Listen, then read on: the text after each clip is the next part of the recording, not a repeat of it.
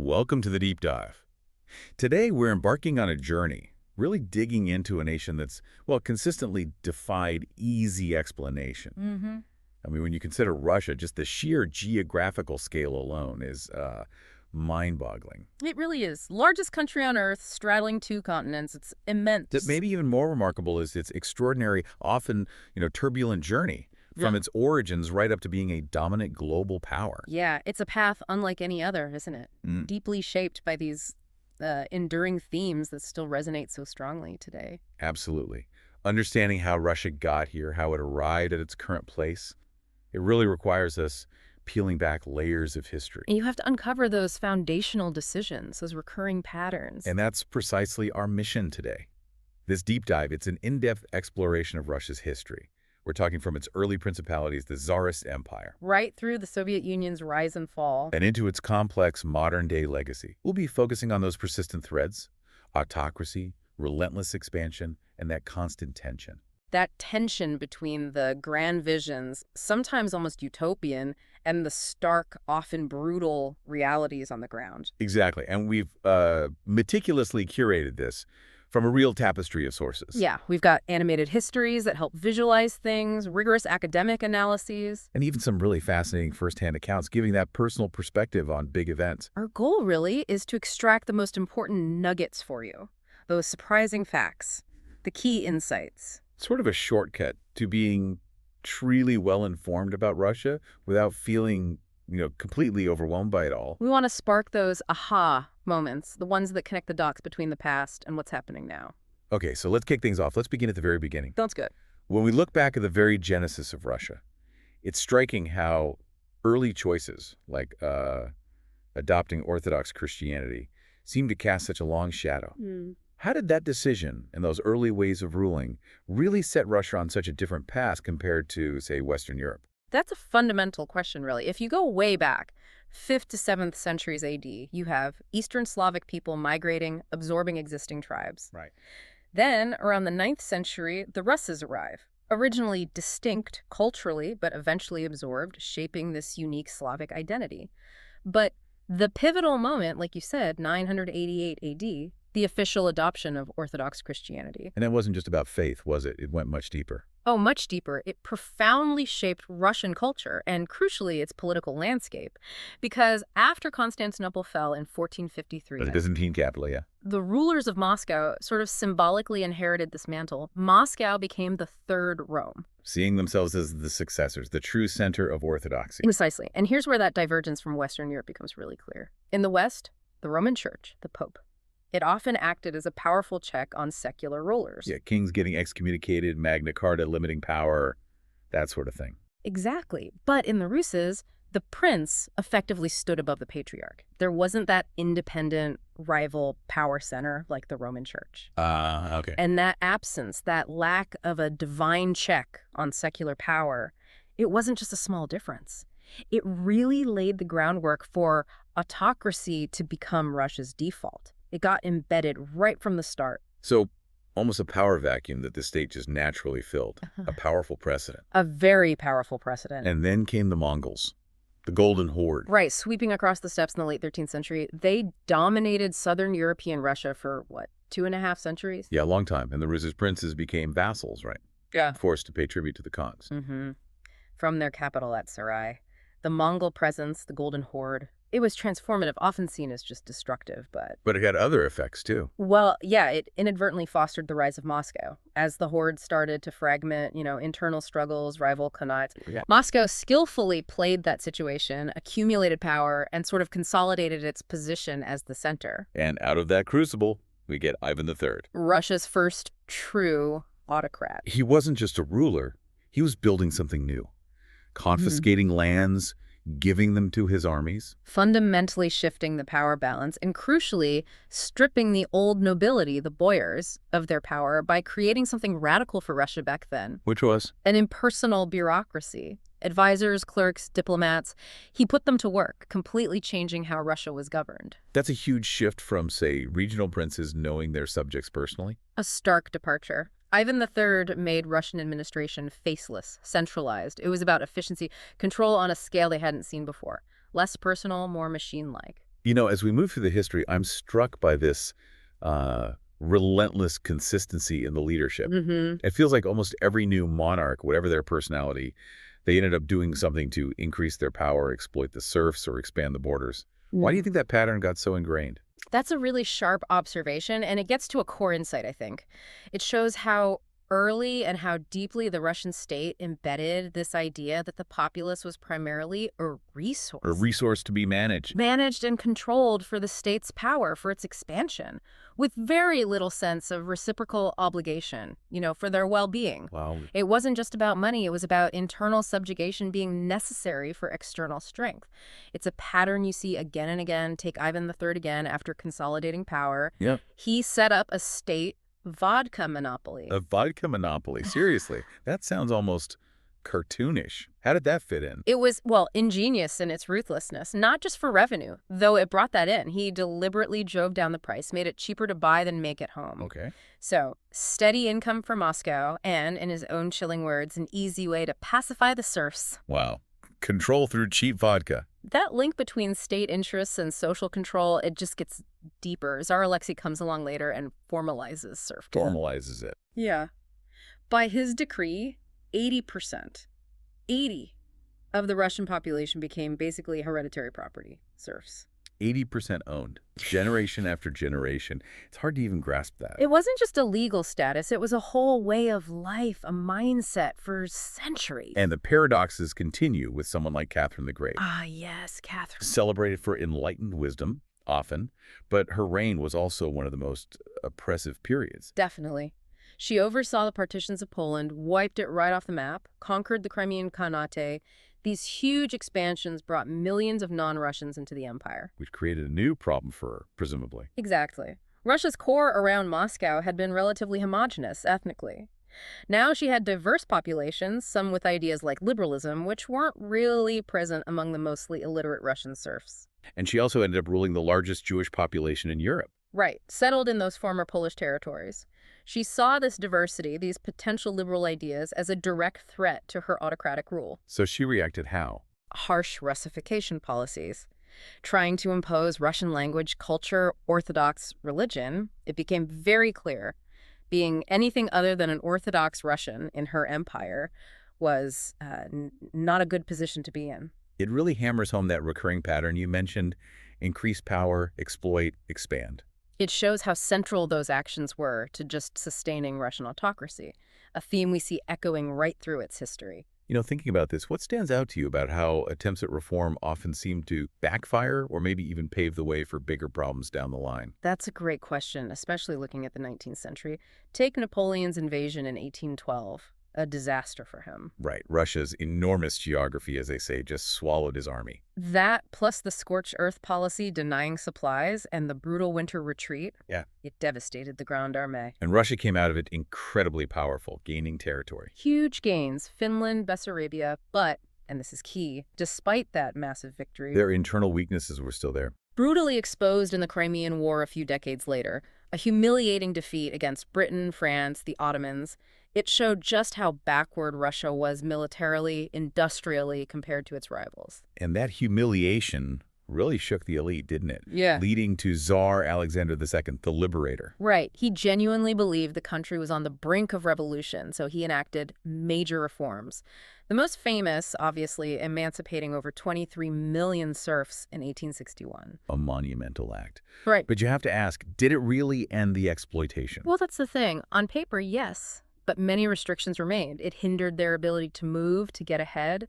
Industrialization was slow, painful. And those who did go to the cities for factory work faced just awful conditions. Horrendous conditions, a new kind of hardship, really. And then, tragically, his successor, Alexander III, reacted to all this change and unrest by cracking down hard. Exactly. A firm reassertion of autocracy. Brutal use of the secret police, the Okranka, this pervasive network, informers everywhere, crushing dissent, hundreds exiled to Siberian gulags. Just clamped down completely. Yet, even amidst that repression, you had economic reforms happening under Sergei Witt, like building the Trans-Siberian Railway. The world's longest railway line. Incredible engineering feat. Over 5,700 miles. But the political pressure cooker was still building. Which brings us to Nicholas II and the early 20th century.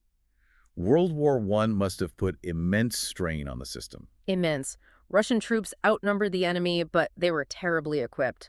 Stories of soldiers sent to the front without rifles. Unbelievable. Losses were catastrophic. Food shortages hit the cities hard.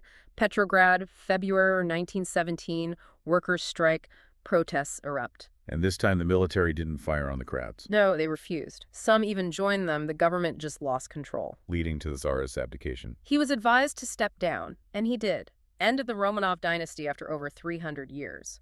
Russia became a republic. But a fragile one. Very fragile. A weak provisional government trying to rule, but locked in this power struggle with the Soviets, those councils of workers and soldiers. The stage was set for another upheaval. So despite that initial promise of liberation after the Tsar fell, things turned dark very quickly. The Red Terror, the Civil War. A brittle period. And then, solidifying this new reality, came the era that, for many people, really defines the darkest parts of Soviet history.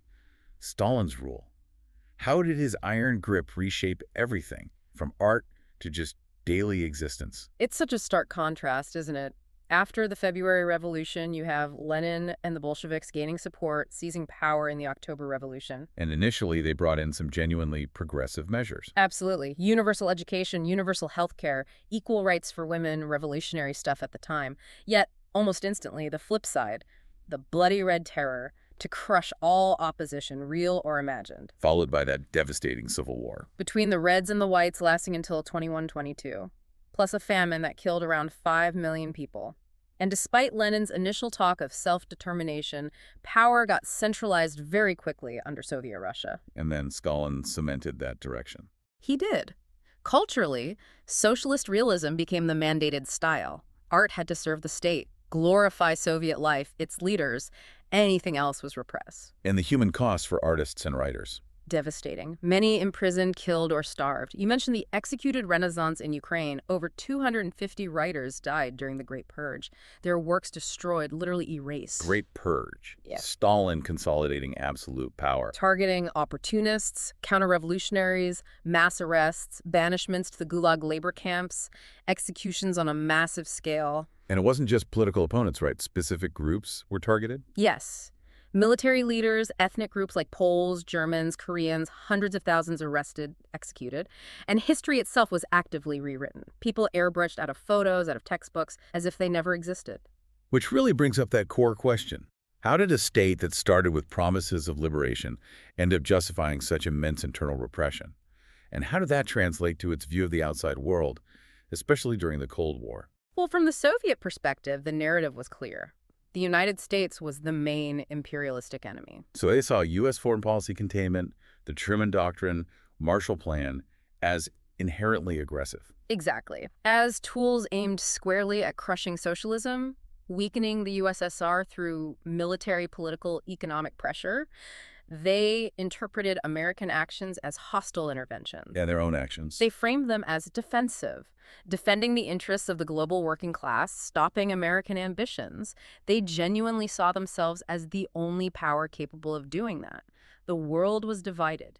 The democratic socialist camp led by the USSR based on cooperation versus the imperialistic capitalist camp, riddled with conflict and self-interest. It's a completely different lens on the same events. A fundamentally different worldview. And what about life for ordinary people under this system? Fundamentally defined by one word: shortage. Shortages of goods. Constant shortages. Long queues were just a normal part of life. And while official reports talked about income equality, the reality was different. How so? Access to goods, to services, it depended heavily on your political and social status, a whole system of privilege. You might technically have the money, but getting what you needed often required waiting in line forever or having the right contacts. Blat, they called it. Right. And there were some strange trends in public health, too, weren't there? Fascinating and tragic. Life expectancy shot up initially from under 30 to over 60 by the 1950s. Huge improvement. But then it stalled. It stalled, particularly for middle-aged citizens, largely due to lifestyle. Widespread smoking, heavy drinking, poor air quality led to premature deaths from organ failures, cancers. And the medical system didn't adapt. They made little use of the new science emerging around non-infectious diseases. Yeah. So, incredibly, life expectancy for someone age 40 or over barely changed from the 1890s right through to the 1980s. That's astounding. So as we move toward the end of the Soviet era, It really feels like a powerful lesson in unintended consequences. Absolutely. The very attempt to save the system ended up dismantling it. You're talking about Gorbachev. Mikhail Gorbachev, yeah, came to power in 1985, tried to institute fundamental reforms, his first big policy, perestroika. Meaning restructuring, aimed at boosting the economy, right? Catching up with the West. Exactly. It was complex, but involved a shift towards a sort of mixed economy, allowing limited private ownership, more local decision-making for businesses. Though the state still owned the main means of production. Right. It sounded plausible, maybe, but the transition itself proved incredibly chaotic, disruptive. And alongside perestroika, he introduced glasnost. Openness, lifting censorship, allowing critical discussion even on super-sensitive stuff like the Chernobyl disaster, reducing secret police surveillance. It must have felt like a breath of fresh air. It was an intellectual renaissance, truly. A flood of new ideas, ideologies, political movements just burst onto the scene across the whole Soviet Union. But that openness, Yeah.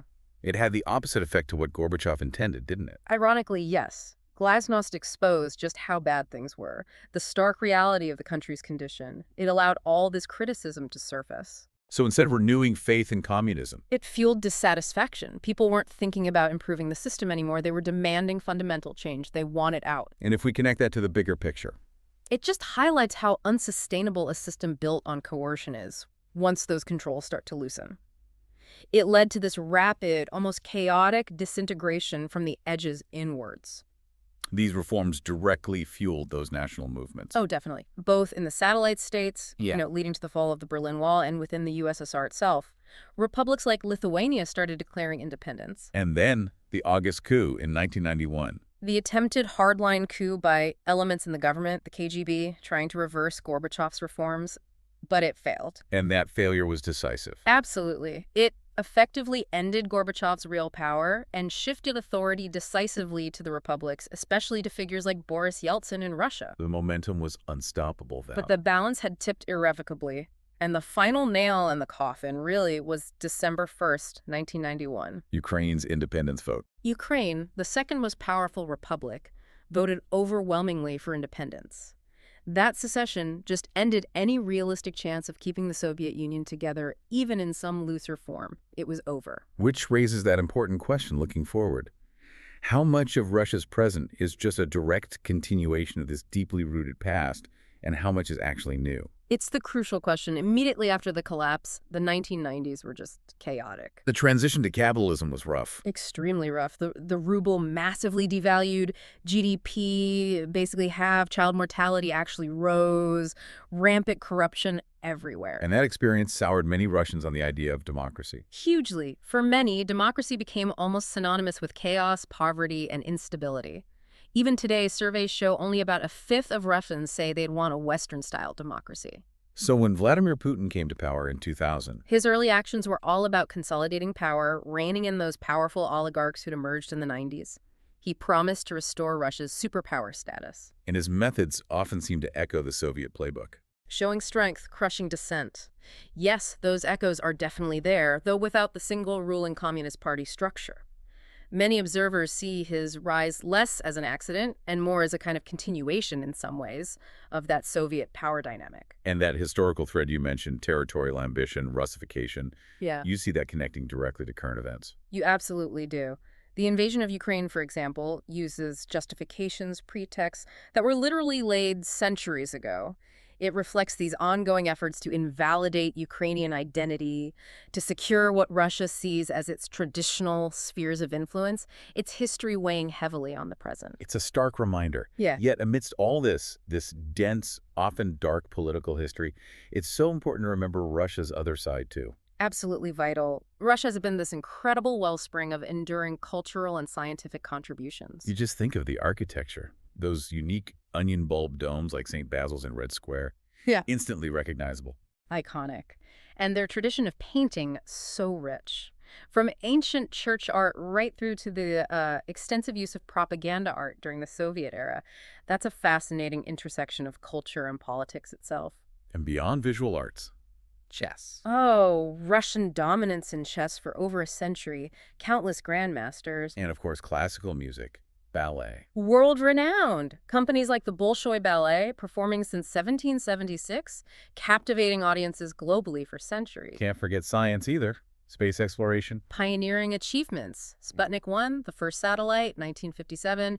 Yuri Gagarin, first human in space, 1961. The Mir space station. They really pushed the boundaries. And even today, Russia remains one of the very few nations capable of actually launching humans into space. It's a huge legacy. So as we sort of wrap up this deep dive, a few core insights really stand out, don't they? Definitely. That persistent thread of autocracy, for one. Yeah, and the recurring cycle of expansion and control. That constant tension between the big aspirations and the often harsh realities. And just the profound, undeniable influence of sheer geography on Russia's destiny. Understanding this complex history, often tragic history, it really is essential, I think. It helps transform Russia from that old cliché, the riddle wrapped in a mystery inside an enigma, into a nation whose past deeply informs its present and gives us crucial context for thinking about its future. Which brings us, I suppose, to our final provocative thought for you, the listener, to mull over. Okay. Given Russia's long, often brutal historical trajectory, what specific levers for change, if any, might actually alter its deeply ingrained patterns, those patterns of governance, of international relations? And what can this history really teach us about the prospects for genuine, lasting transformation? A tough question, but a vital one to consider.